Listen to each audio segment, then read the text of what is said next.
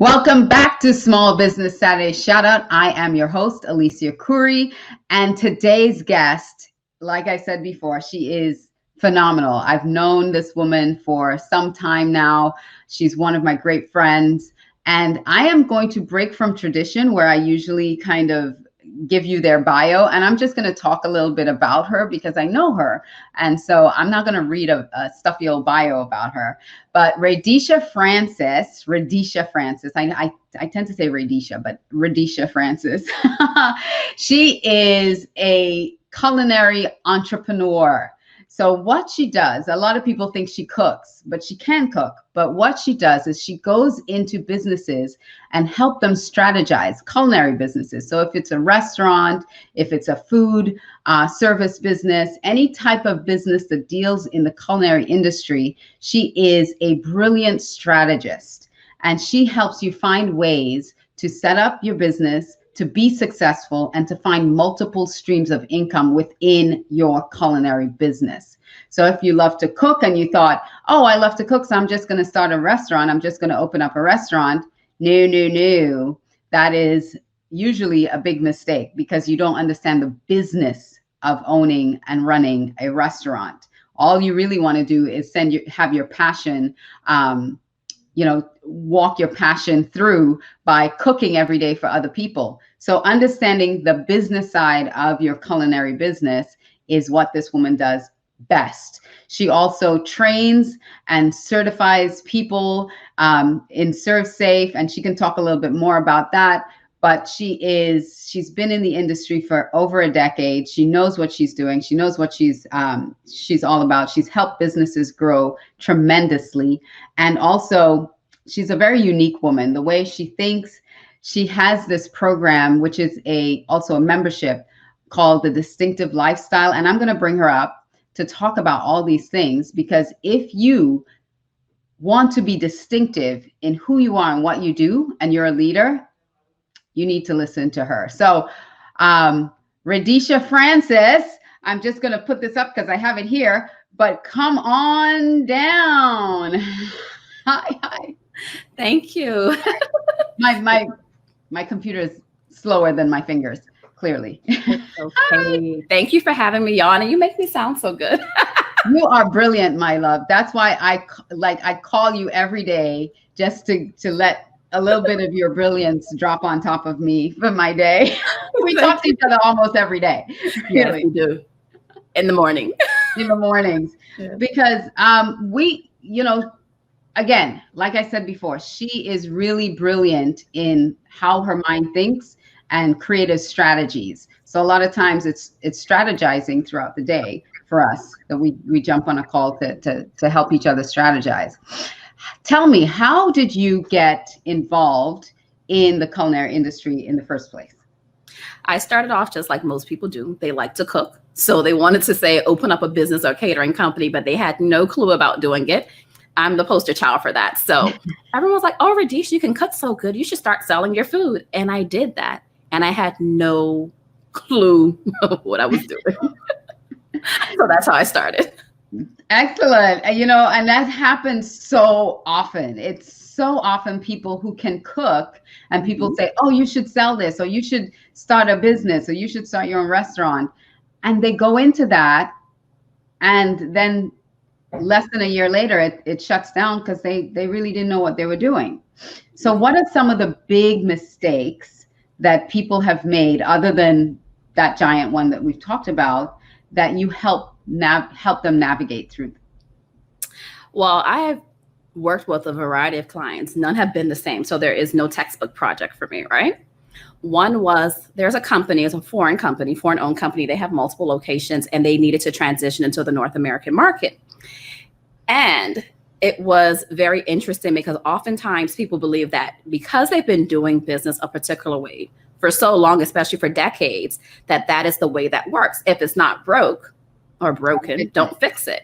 Sometimes it's a complete disaster and you think it's amazing because you've been operating in chaos for all of these years. And so it's helping them work through the cultural differences and the mindset and understanding that, yes, you may do business that way in your country, your native country, but when you come over here to the United States, things are completely different. So that one was a very eye-opening project and assignment, and it was very stressful.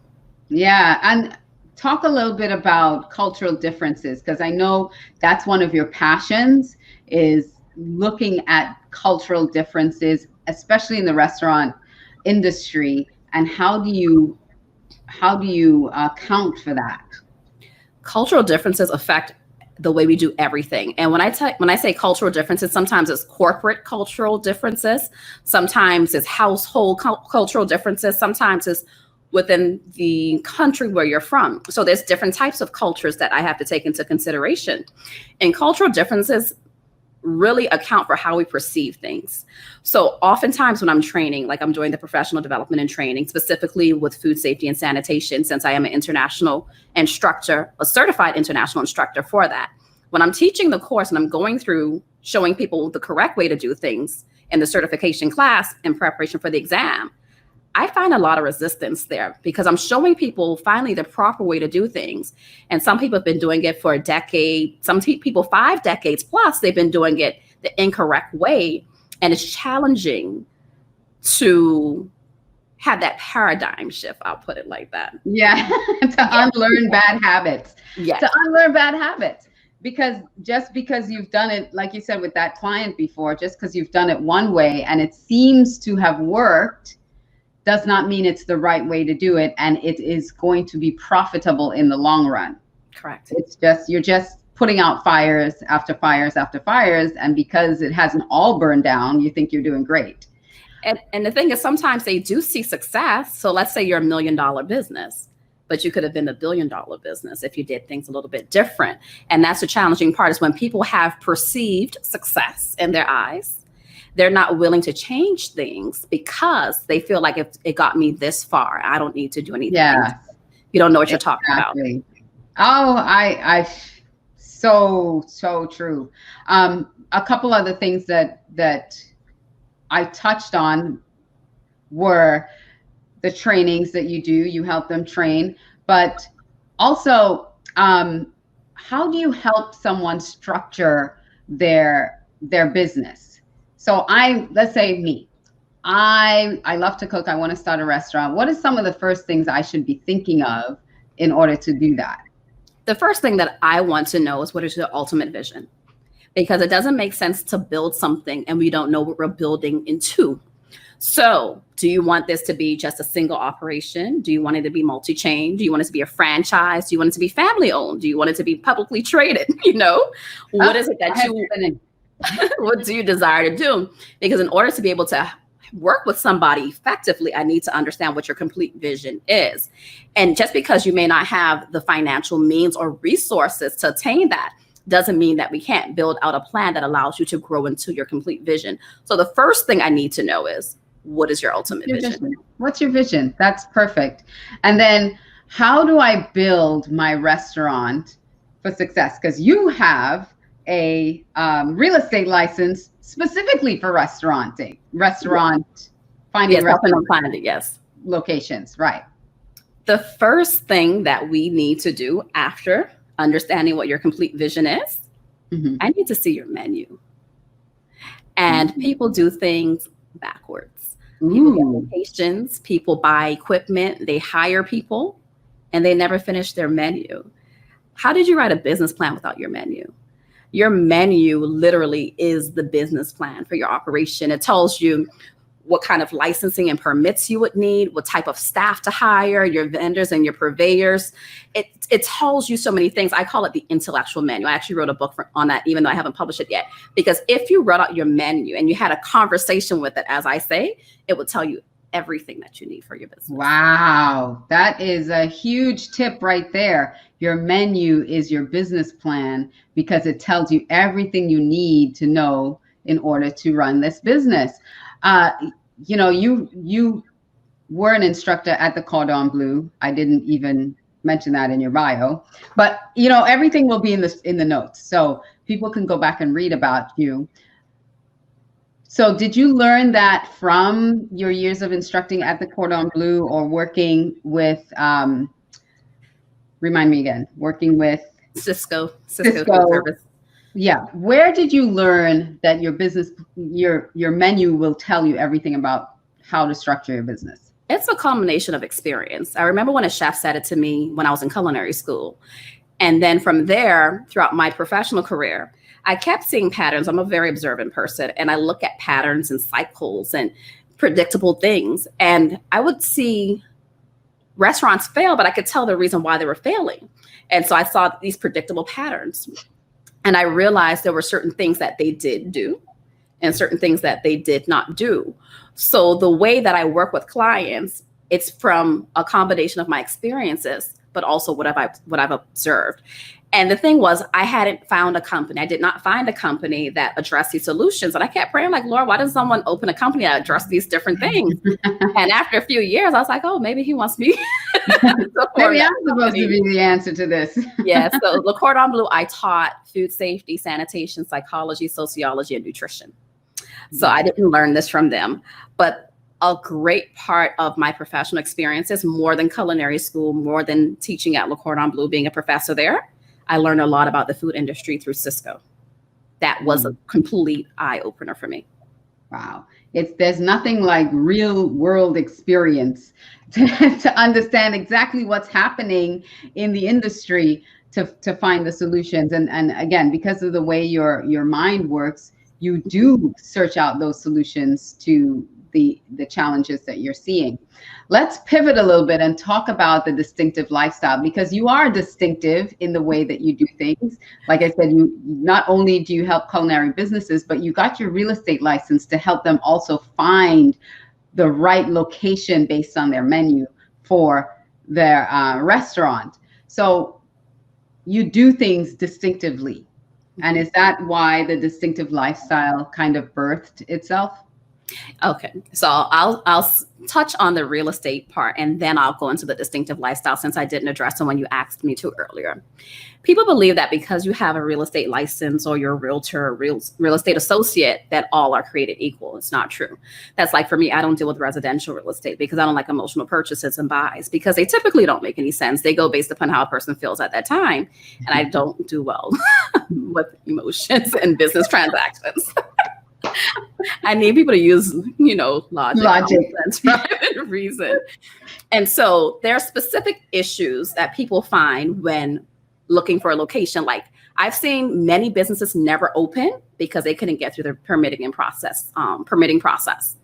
And if they had an agent or a representative who understood the industry, they will look to see how many people tried to open up establishment there. The issues that they had, they can go in the public records and check out these things. They would know specifically how to work with a person. But if you just want somebody who's interested in just getting a sale, they'll tell you whatever you want to hear, even though they shouldn't. And then you'll get a location, and a lot of times use most of your fortune. You may get open, you may not get open, but many never get open their doors. So after searching for a person who's dealt with restaurants specifically, I didn't find anyone. So I went to real estate school and became a realtor myself to be able to get that done. Now, for the distinctive lifestyle, I'm a person, I don't like trends. I don't like what everyone else. You walk to the beat of your own drum. You sure do. Yeah. And some days, if I don't want to hear drums, it'll be complete silence. And so I realized that most people live unfulfilled lives. They're living based upon expectations of their family. They're living based upon the voices of people who have passed away decades ago. They're in the grave, but they're still trying to please them, even though they're not here. They're living based upon what people told them about themselves, never really understanding who they are. So I realized that a lot of people are in some form of bondage or dissatisfaction, or they truly have no clue who they are. And so as I started going through the process myself, there were certain things that I did. And as I started sharing with people what it is that I was doing, and they decided to apply it themselves, each person, if they did it, they got the results they desired. So then I said, since I'm always sharing this with people on a one-on-one, maybe I should make this accessible to people, not just like my family and friends. And then that's when, almost 6 years ago, I launched my first event, and it was a great success. And you were there, and you were one I of my was first. there. Yes, you I were spoke speaking at there. your event. Yes, you did. So I love to empower people to be who they truly are, regardless of what your religion thinks you should be or anything like that, because sometimes we misapply religion and we don't understand it for what it really means. All stuff. So you think you're doing something according to scripture, and it was the wrong interpretation. So I really love that, you marched to the beat of your own drum. And something you said to me in the green room was that so many people are trying to be like someone else, like their mentor, or they have someone they look up to, and they're trying to be like that. Mm-hmm. And your whole plan is, no, let's see who you are and let's elevate that. Let's find, again, with the whole restaurant thing, let's find out what your vision, your goal, your desires are, and let's get you a strategy or a path to get there. So that's really, in a nutshell, the way I see it. Yes. Yeah. Because I don't feel like there's really any true competition, because your vision is going to be different than mine. So how could we be competing? We're not even going towards the same thing. So how is it even a competition, Wait, yeah, it's silly sometimes, really silly, because we're all very different individuals with different ways of doing things. And so I'm just really inspired by you every day, because you're a great mom, you're a great businesswoman, and you really keep raising the bar for me as well. Thank you. Every time someone says that, I get so humbled. Yeah, well, it is true. And so anything you want to share that I did not ask you, because I know this is a short time and I'm trying to fill in as much as possible. Well, let's see. I don't know. I expected you to ask me a question. Okay, I'll ask you another question then. But before I do, I just want to alert people, going across the bottom is the Culinary Management Company's website. So if you are considering a culinary business, you're in a culinary business, the business needs help. She works from structuring the business to personnel, helping you get the right people in the right roles for your business. Her team, there are lawyers on her team. She has a whole team of really great experts in the industry to help you be successful. So that is the website, culinarymanagement.co, culinarymanagement.co. And if you want to know more about the distinctive lifestyle, go to raideeshafrancis.com.